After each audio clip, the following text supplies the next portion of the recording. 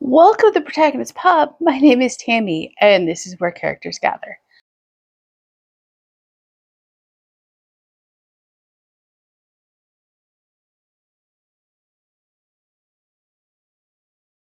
Did not anticipate making this video when I finished, uploading and editing and filming for Bookmas. Thought it was done for the year. However, my brain did a little investigating, and I stumbled across this app. The app is Fable, and it is a reader app, obviously. And it's designed for book clubs and buddy reads, and I was intrigued. It's out on my phone for probably a week or two before I actually had time to open it. So, opened it last week, and it looks to be good. You can make your book club private, you can make it public and open it up to the universe. And my brain decided to put a poll up. Am I crazy, or should we do a book club? You guys said do a book club, so we're doing a book club. So I put a poll up on my community tab, and I listed 4 books. And the way I envision this going is based on my roadmap, and I'll link that video in the description down below. I'm going to put a poll up for 4 books at the, end of every month for the following month based on my roadmap, and we'll go that way. For the January poll, I did. I spread them out between genres, all of which I was interested in reading, all of which should appeal to a wide variety of audience. So there was a tie for the longest time, and it was when I looked at my community tab right before we had dinner last night, it was still even. So I did do a random number generator. It picked a number. And then I looked at the tab this morning, and there were a couple of votes overnight that swung the balance. So I think for the first one, we're going to go with the balance swing overnight. I don't know that everybody that voted is in the club. Next time I'm going to restrict it to club members so that all those votes counted. I wasn't clear, so I'm clear for that for now on. So, what were the 4 choices? The first choice was Calculating Stars by Mary Robinette Quall. This is the theme for January was start a new series. This was a first book in the Lady Astronaut series. It is science fiction. It has been on my wish list radar for a very long time. And so, even though it didn't win and got 0 votes, I will be reading this year. And I will briefly read you the back. On a cold spring night in 1952, a huge meteorite fell to Earth and obliterated much of the east coast of the United States, including Washington, D.C. The ensuing climate cataclysm will soon render Earth inhospitable for humanity, as the last such meteorite did for the dinosaurs. This looming threat calls for a radically accelerated effort to colonize space, and requires a much larger share of humanity to take part in the process. Elma York's experience as a WASP pilot and mathematician earns her a place in the International Aerospace Coalition's attempts to put a man on the moon as a computer. But with so many skilled and experienced women pilots and scientists involved with the program, It doesn't take long before Elma begins to wonder why they can't go into space too. Elma's drive to become the first lady astronaut is so strong that even the most dearly held conventions of society may not stand a chance against her.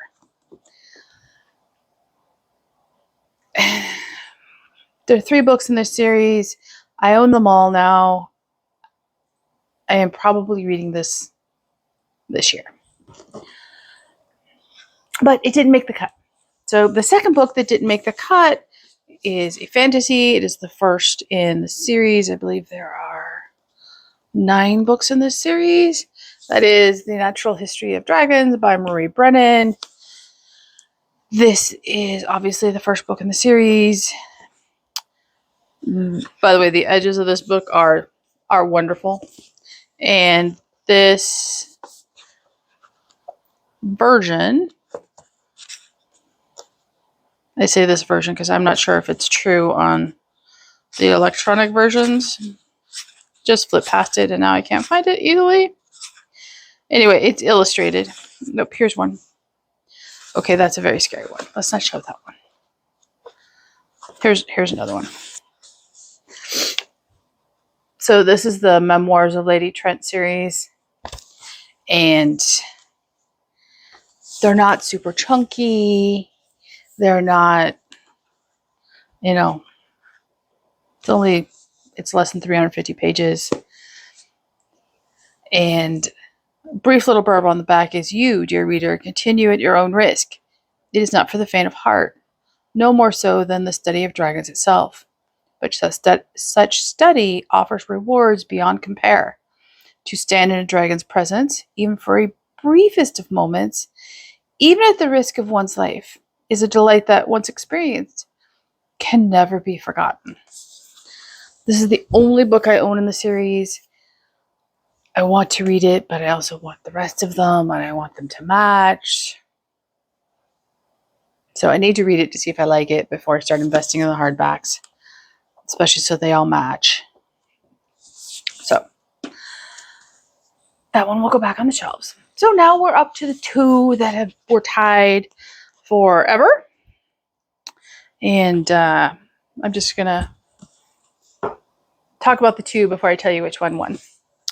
So the first up was Because I Could Not Stop for Death by Amanda Flower. This is the first book in the Emily Dickinson mystery series. Many of you know Amanda from her Amish mysteries series, and she has a farm mystery series as well. I so want to read this book. It is just screaming my name. I will read you the back.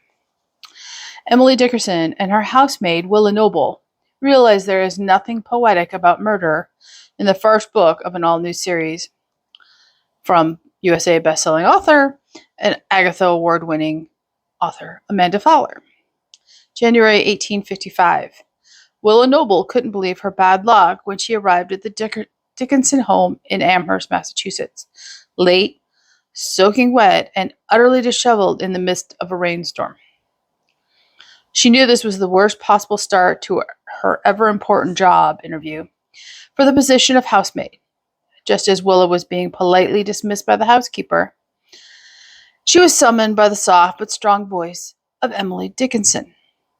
What began as a tenuous employment turns into friendship as the reclusive poet takes Willa under her wing. Tragedy soon strikes, and Willa's beloved only brother, Henry, is killed in what is thought to be an accident at the town stables.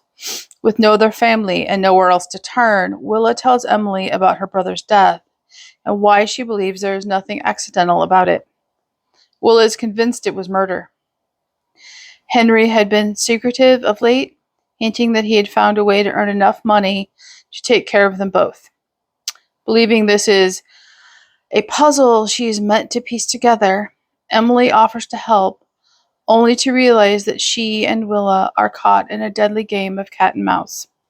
Some very high-powered people will stop at nothing to keep their profitable secrets, even if it means forever silencing Willa and her new mistress.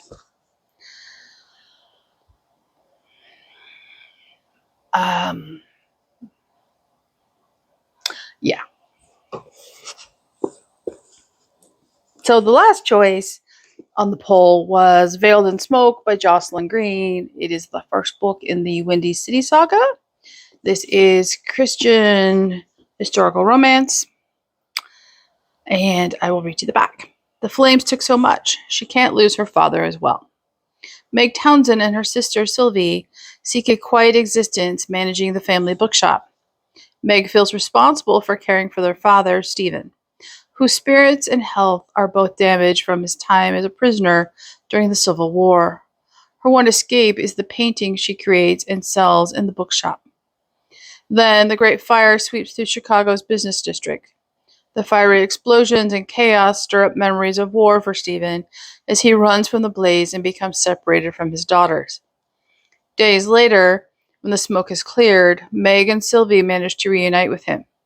Their home and shop are lost, and what's left among the ashes may be even more threatening than the flames, for they learn that a close friend was murdered the night of the fire, and Stephen has been charged with the crime.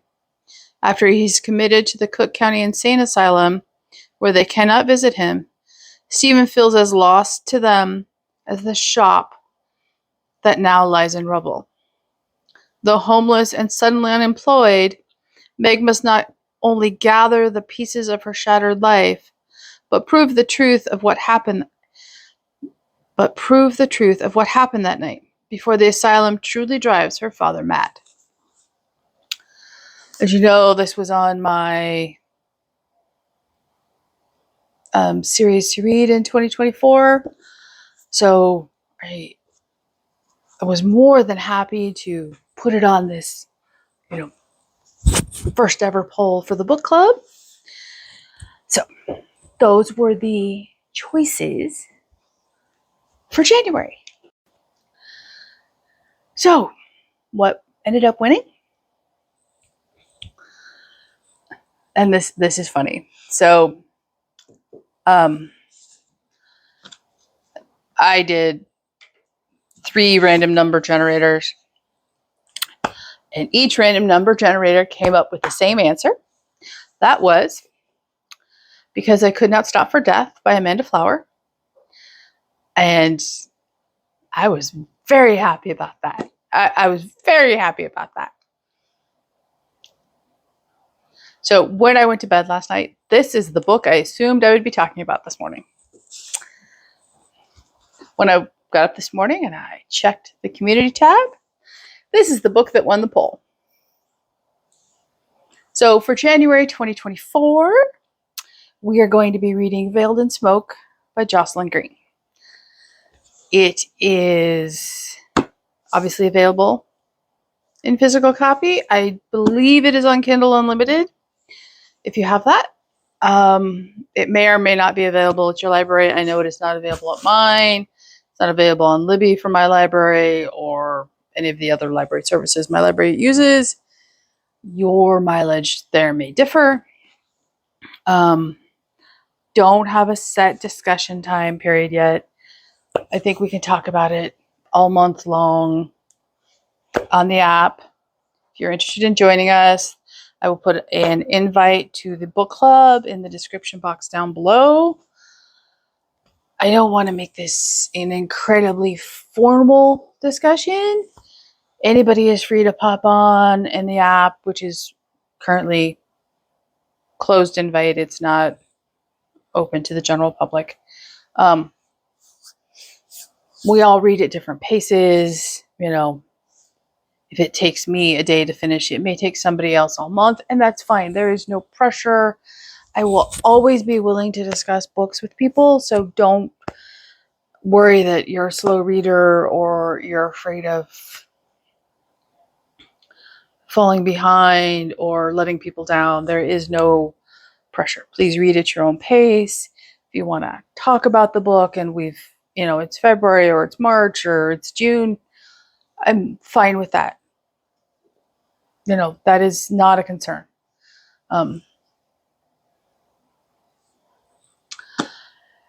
For those of you who are generally secular readers, I imagine the faith in here is going to be what I call gentle everyday faith. It's not going to be preachy in nature. So really, it's probably historical fiction with some faith elements woven throughout the story. That would be my guess. Um, if you are generally Christian fiction readers, then you're probably familiar with Jocelyn Green and comfortable. Another reason I am very much looking forward to this series is that it is set in the Midwest. It isn't a, you know,